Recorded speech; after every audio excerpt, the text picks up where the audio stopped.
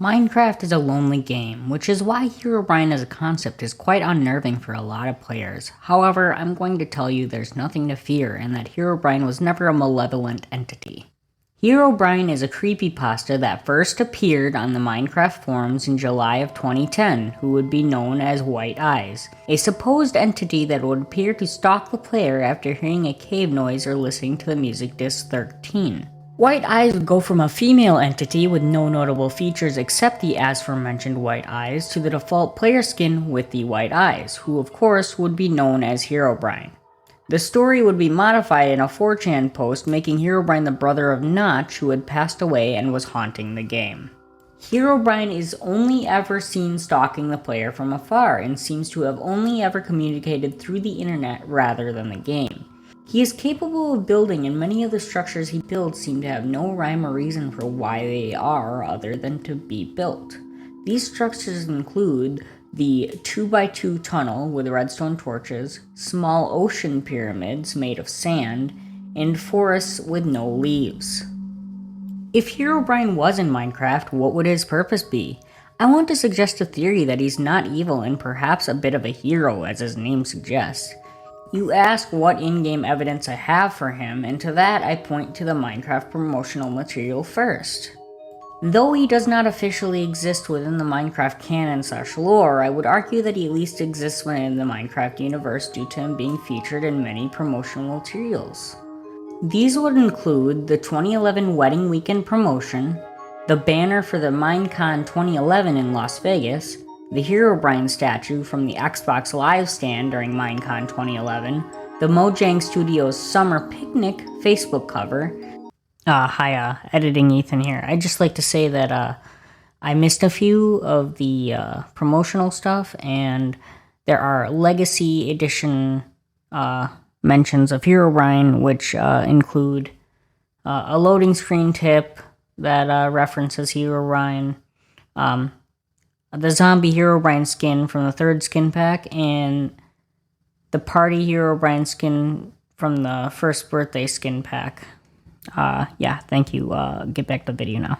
And last but not least, the official Herobrine skin, known as MHF_Herobrine. I think this last one is quite important for us, as it is a physical item you can get within the game. Although it is only obtainable with commands, and it is specified to only be used for map makers, however, this at least gives us a link from the creepypasta to the game. Now, how can I prove to you that Herobrine isn't some ghost haunting your world with ill intentions? Well, let me show you. Here's 2 structures. Could you tell me what they have in common? If you said they're both made of blocks, you'd technically be right, but the real connection is redstone, and specifically the redstone torches within the structures. The ancient city and the igloo are the only 2 structures in the whole game that naturally generates redstone torches. However, there is a very big difference between the 2, and that's how the redstone torches generate. Under the ancient city is a bunch of different redstone circuits, which happen to generate with the torches. The igloo, on the other hand, is quite different. It generates 1 redstone torch as a source of light, which is the only structure in the game that uses a redstone torch in such a way. This sends us back to Herobrine, someone who digs tunnels and uses redstone torches as a source of light. And what do we find within the igloo? The basement. In the basement, we find that someone has been brewing potions and curing villagers of the zombie plague, which isn't so evil if you ask me. If it is Herobrine, why does he stalk the player? Why does he build random structures? Why do we never see any of the structures in the game from the original creepypasta?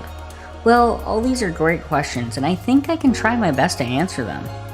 Maybe he doesn't stalk the player, because stalking would imply the player is some sort of prey, but that's only the case from community creations of Herobrine. In the original creepypasta, he never touches the player. It may seem like stalking, but I theorize that he's most likely keeping his distance. Everyone plays Minecraft differently, and everyone has a different reaction to seeing something they've never seen before. Herobrine has a similar reaction to us as we have to him. He doesn't know where we came from or what our intentions are. Herobrine seems much like the player. Building, mining, and crafting is just how the world works. We see this in Endermen. Even if it's more primitive, they mine and craft the world around themselves by picking up blocks and placing them. It would not be a stretch to say that Herobrine is just building things because he wants to, much like the player.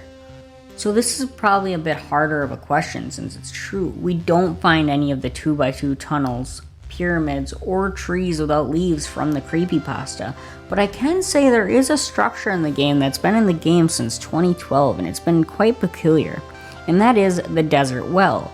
I would say the desert well is probably the most Herobrine-esque structure within the game, as there's nothing interesting about it. It's just a well.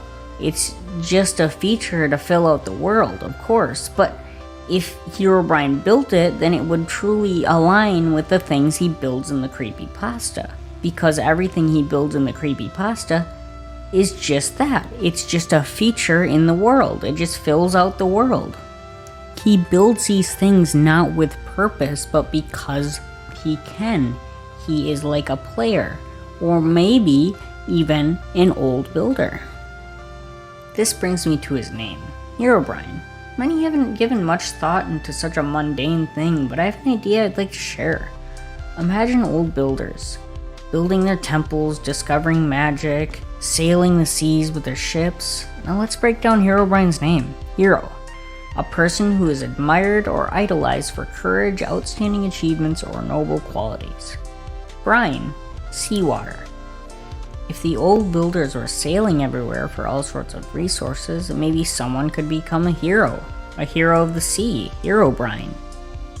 It would only make sense for him to be an old builder in this context because he's trying to cure a zombie plague, a plague that took his people away. To the player, that doesn't matter. To the player, the zombies are just a set piece. The player just wants to trade with villagers. But for Herobrine, the zombies would be his people, his friends, his family, his loved ones, and their last hope. Herobrine isn't some malicious entity haunting the world. He's just another person who enjoys building, just like you and me. Someone who wants to save his people, the last of his kind, and maybe even a friend if we give him a chance.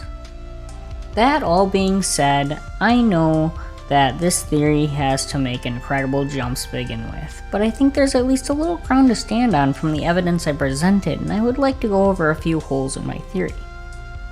The biggest being the original creepypasta is not canon to the game whatsoever. It is a fan creation. In order for this theory to hold any weight at all, Herobrine would have to be real, which isn't the case, so I understand if you think this theory falls more into fanon than theory. The second being that the desert wells actually were updated recently to include suspicious sand, which implies the old builders were probably the ones to build them. But it still is interesting how they lined up with the theory for so long. The third completely jumps the ship.